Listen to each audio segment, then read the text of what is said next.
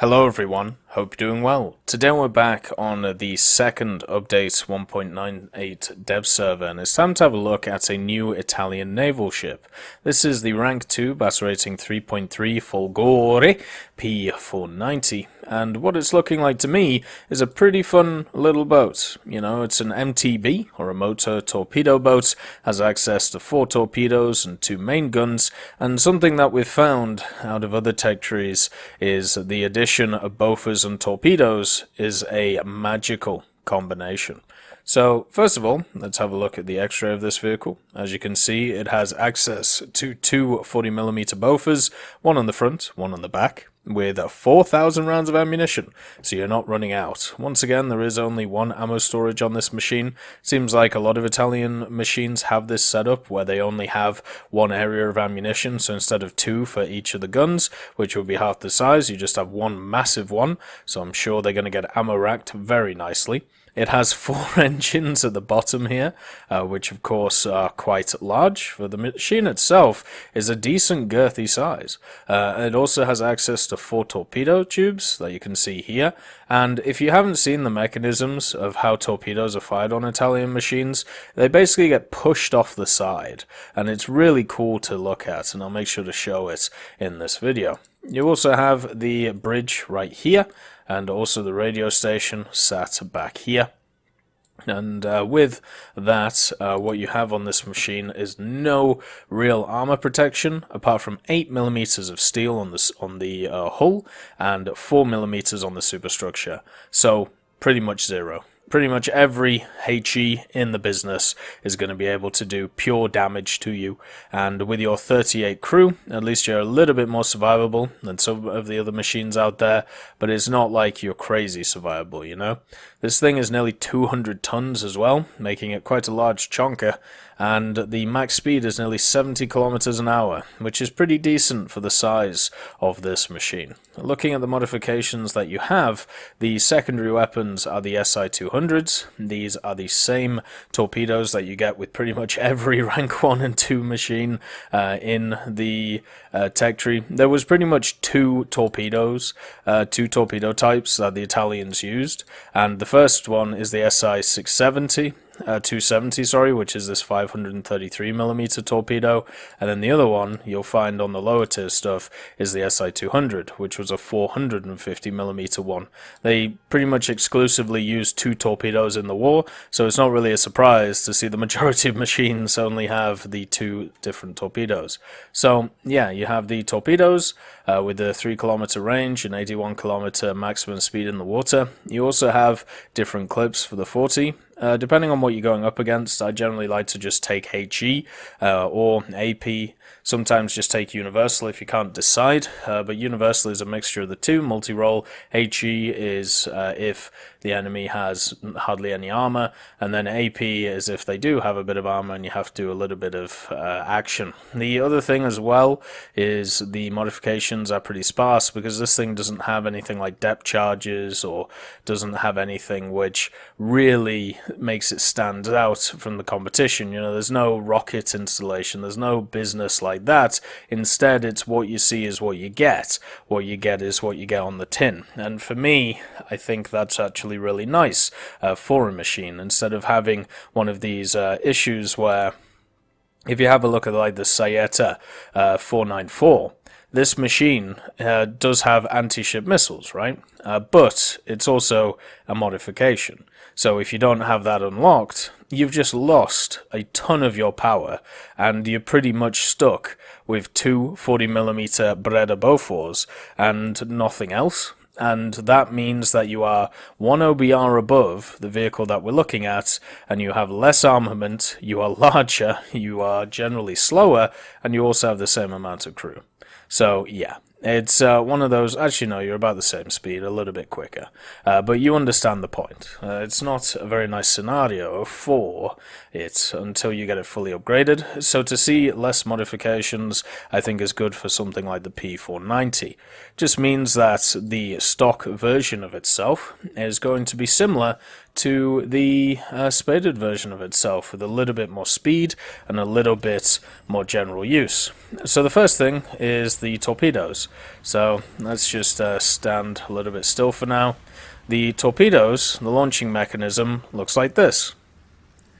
And it just tosses it off the side in a wonderful little way.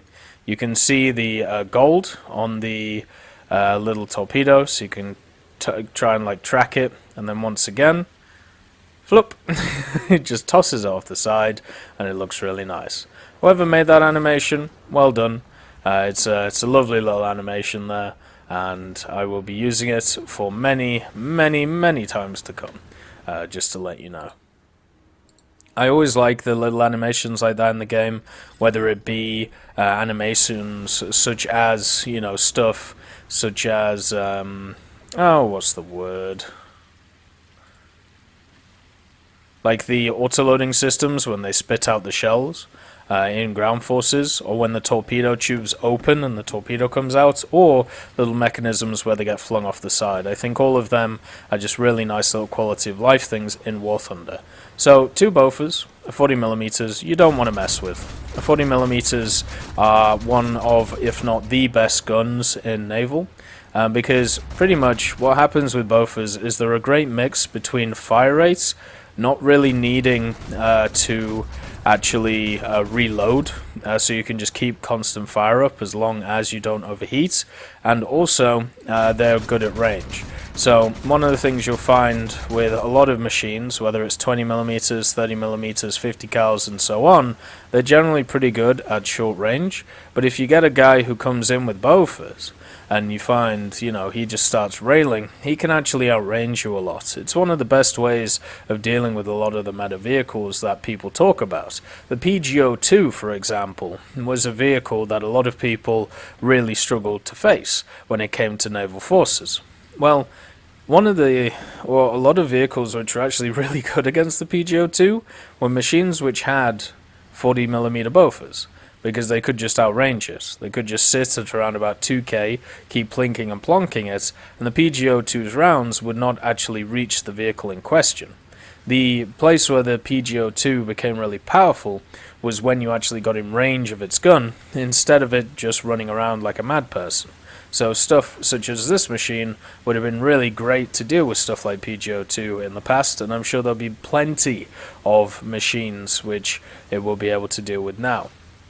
It is kind of large. One of the things that one of the class of ship I really like in the game is the Dark class, and also probably the one which is similar in BR to this one, the Brave class. The Brave class is incredibly fast, has some really nice torpedoes, and also access to the 40mm, where this seems to be like twice the size of the Brave class. It's definitely not as maneuverable as the Brave class, and also has access to similar weaponry. So overall, it's one of those which it does actually have pretty nice armament on it. I think it's the best combo in the game, as I've said. The torpedo and then Bofors combo at around about 3.0 or 3.7. I just wish that the machine itself wasn't so big. I wish the machine itself was a little bit smaller, a little bit more compact instead of this size, because it means that it's going to be easy for players to be able to hit you. And since all of the ammunition is stored in the front, if anybody decides to hit the front of this thing where there's no armor, the whole thing's just going to cut in half. And if they shoot the center, you lose the maneuverability, which kind of sucks, but it's not the end of the world because you'll still be able to pump out a ton of damage on your guns. And that's the main thing. You just got to keep thinking in terms of damage with these vehicles and in terms of how much you can actually do to a machine. If you start thinking about your own survivability instead of going on the offensive and attacking, you're always going to have a hard time. I just hope that these machines don't have S100 syndrome, where when they get hit in that front ammo rack, they just pop. I would much rather have a scenario where if that thing pops at the front, you know, maybe you have a little bit extra survivability, like maybe you lose the front gun but not the back one, or maybe you have, you know, limited ammunition or something to that effect.